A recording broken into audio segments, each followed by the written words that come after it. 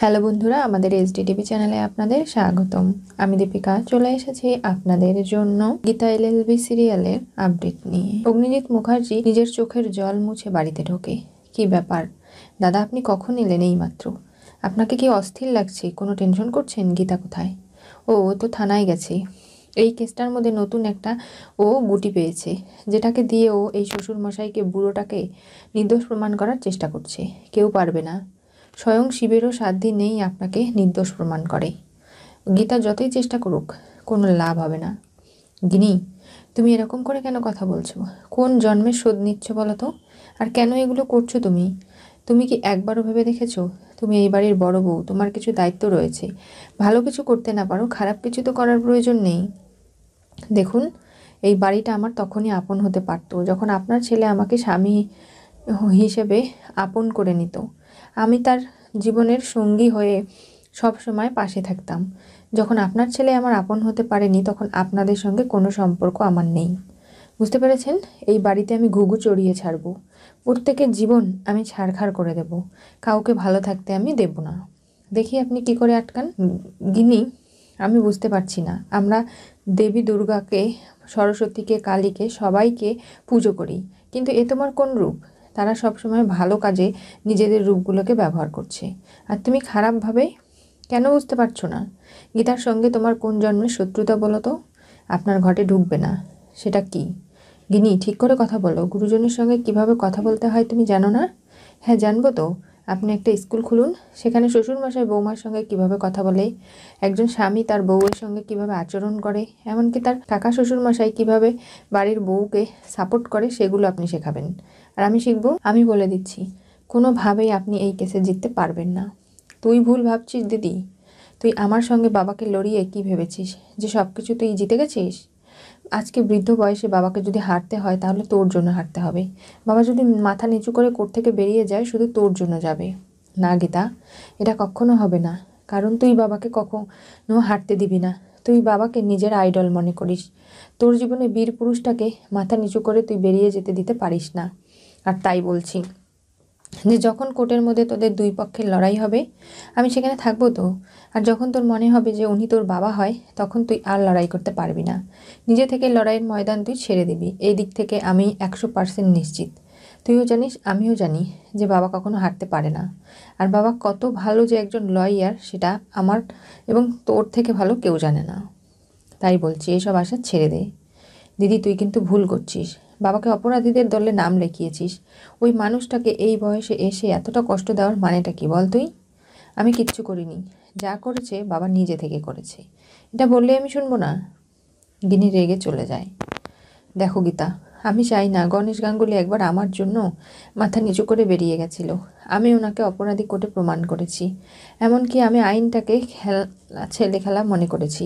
আইনকে নিয়ে আমি ব্যবসা করেছি। নানাভাবে আইনকে আমি বাজারে নিলাম করেছি। তার জন্য আমার এতটুকু শাস্তি প্রাপ্য। গীতা, তুমি ভয় পেও না। আমি তোমাকে বলবো না তুমি তোমার বাবার বিরুদ্ধে গিয়ে লড়াই করো, বরং সেখান থেকে তুমি সরে আসো।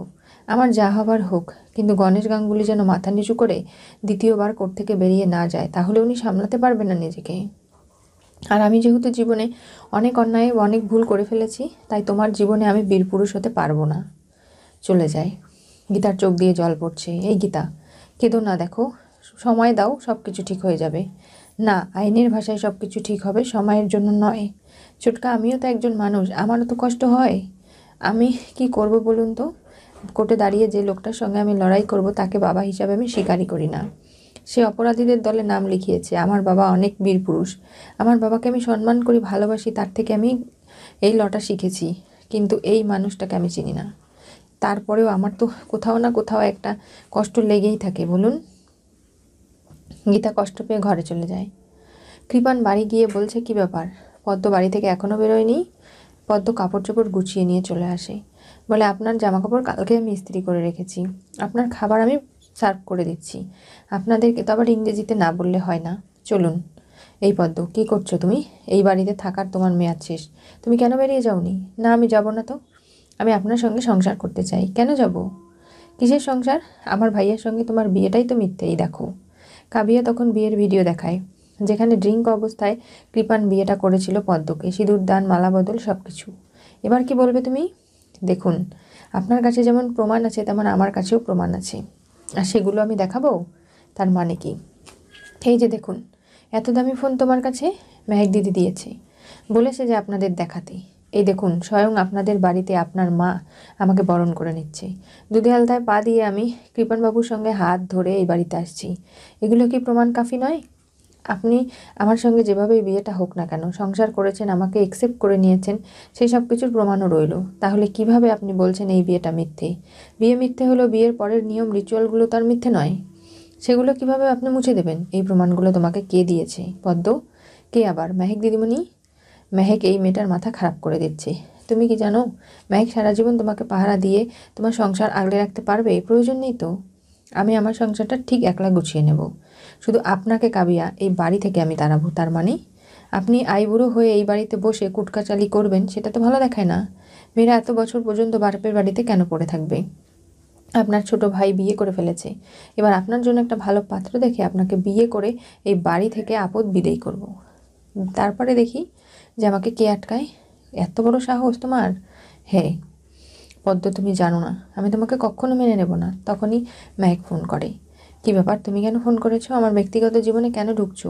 দেখো, তোমার সামনে যে মেয়েটা দাঁড়িয়ে আছে সে তোমার স্ত্রী, কিন্তু এই বিয়েটা তো নকল। কিন্তু বিয়ের পরে যেগুলো তোমাদের মধ্যে সম্পর্ক তৈরি হয়ে গেছে সেগুলোও তো মিথ্যে নয়। এখন ভালোই ভালোই বলছি, তুমি যেভাবেই হোক ওকে নিয়ে সুন্দর করে সংসার করো, তা না হলে কিন্তু এর ফল ভালো হবে না কৃপান।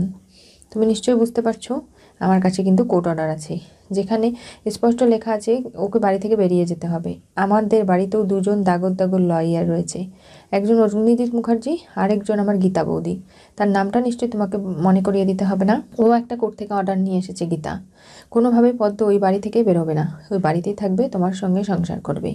যে যতই লাফালাফি করুক না কেন, পদ্ম যেন ওই বাড়ি থেকে না বেরোয়, তাহলে কিন্তু তোমার অশেষ দুঃখ আছে কপালে, বুঝতে পেরেছো?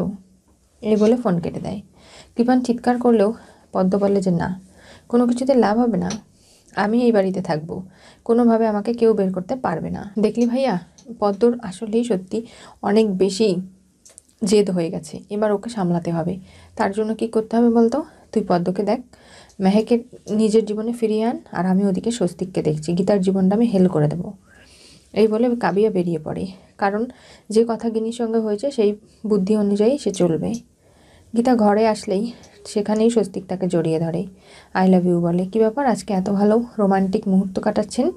হ্যাঁ, তোমার সঙ্গে যখনই আমি থাকবো সেটাই তো রোমান্টিক, যেখানে যাব সেটাই হানিমুন হয়ে যাবে। আমরা তো যাচ্ছি হানিমুনে, কোথায়? পাহাড় পর্বত নদী সমুদ্রে, যেখানে মন চায়। আমরা দুজন একসাথে থাকা মানেই সুন্দর সময় কাটানো, সেটাকেই তো হানিমুন বলে, তাই না? আর এই দেখো, আজকে আমাদের বিবাহবার্ষিকীর 1 বছর পূর্ণ হলো। কোনটা? একবার তো আপনার সঙ্গে আমার মিথ্যে বিয়ে হয়েছিল, তারপরে আরেকবার বিয়ে হতে হতে হয়নি সিঁদুরদান।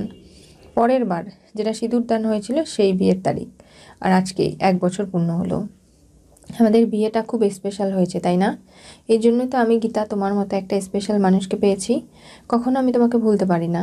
তোমার জন্য এই শাড়ি, ম্যাচিং জুয়েলারি, গলার হার সব কিছু কিনে এনেছি। আজকে বিবাহবার্ষিকীতে আমি নিজে হাতে তোমাকে সাজিয়ে দেবো। স্বস্তিকবাবু, হ্যাঁ, পারবো না আমি? এই বলে স্বস্তিক শাড়ি পরিয়ে দেয় গীতাকে, নিজে হাতে সাজিয়ে দেয়, সমস্ত গহনাগাটি পরিয়ে বলে, বাহ, তোমাকে বেশ সুন্দর লাগছে গীতা আজকে দেখতে। অঙ্কিত এবং মেহেক দুজনেই ফুলের বুকে নিয়ে আসছে, কারণ আজকে গীতা এবং স্বস্তিককে যেভাবেই হোক তারা সারপ্রাইজ দেবে বিবাহবার্ষিকীতে। গিনিকেও সারপ্রাইজ দিতে চায় মেহেক। গিনি ভালোবাসা না পেতে পেতে রুক্ষ হয়ে গেছে। একবার ভালোবাসা পেলে কোনোভাবেই গিনি এই সংসারের আর ক্ষতি করবে না, এই পরিবারটাকে আপন করে নিয়ে এই বাড়িতেই থেকে যাবে, এই বিশ্বাস মেহেকের। তাই তার জন্য একটা ফুলের বুকে নেওয়া হয়েছে। দুজনে যায়। স্বস্তিক এবং গীতা যখন রোম্যান্স করতে প্রস্তুত, ঠিক সেই মুহূর্তে সারপ্রাইজ হিসাবে অঙ্কিত এবং মেহেক গিয়ে উপস্থিত হয়, ফুলের বুকে দিয়ে তাকে সম্বর্ধনা জানায়। খুব খুশি হয়ে যায় গীতা। গীতা ভাবতেও পারেনি যে এরকম কিছু ঘটতে পারে। কি হতে চলেছে গীতা এলএলবি সিরিয়ালের পরবর্তী টুইস্টে? স্বস্তিক বিবাহ বার্ষিকীতে গীতাকে শাড়ি পরিয়ে সাজিয়ে দিল। মেহেক অঙ্কিত ফুল নিয়ে আসলো সারপ্রাইজ দিতে। আজকে মেহেক যেভাবে গিনির কষ্টটা বুঝতে পারছে, অঙ্কিত বলে, আমি জানি আমার বউ অনেক ভালো, তার কারণেই তো তাকে আমি এতটা ভালোবাসি। সে সবারই কষ্ট বুঝতে পারে, এখন আর তোমাকে রোমান্টিক হতে হবে না, তুমি চলো। এই বলে স্বস্তিক এবং গীতাকে সারপ্রাইজ দিতে চলে আসে। ওদিকে কৃপান আজকে শিবরাত্রিতে পদ্ম বাড়িতে থাক, তাতে তার যায় আসে না, কিন্তু গীতা এবং মেহেক দুজনেই যাবে মন্দিরে। সেখানেই মেহেককে গুলি করার জন্য দূর থেকে বন্দুক তাক করে, আর সেটা গীতা দেখে ত্রিশূল হাতে নিয়ে এবার শায়েস্তা করবে কৃপানকে, আর কোনোভাবেই কৃপানের কোনো শাস্তি না দিয়ে ছাড়বে না। আর গীতার বাবা তো জানে যে গীতা এবং মেহেক যাবে মন্দিরে, সেখানে শেষ করার প্ল্যান কৃপানের। এরপরে কি ঘটবে জানতে চোখ রাখতে হবে আমাদের চ্যানেলে। পাশে থাকা বেল আইকনটি অবশ্যই করে ক্লিক করুন।